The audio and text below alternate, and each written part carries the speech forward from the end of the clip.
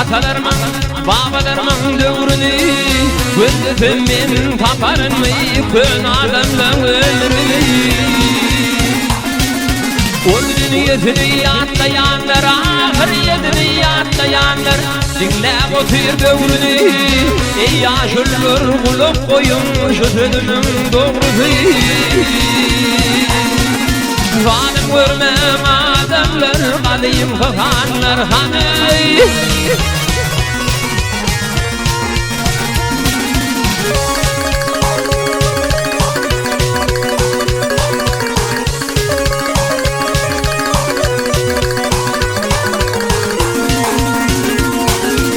Hutboyani avaydikin, hutboyani avaydikin Kafatanın yermaya,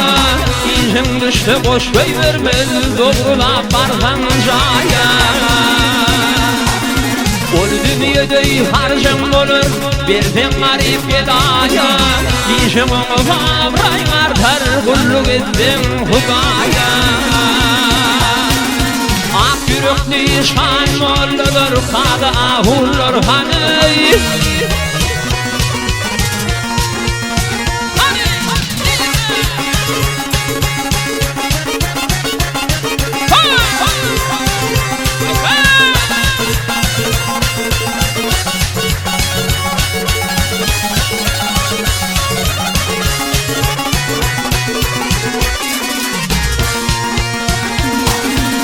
Mergenlerimin avaşı kardırmış kağıdı yanına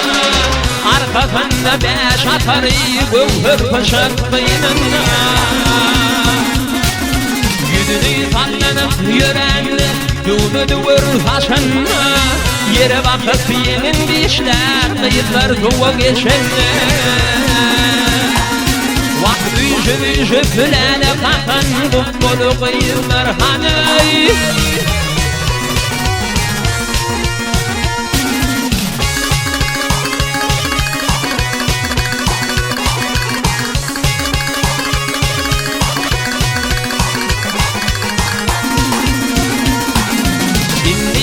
Olup koydu, İyleşip keyfetmen ol Merhumun kadri bilinmez Kim gelir yar tutmana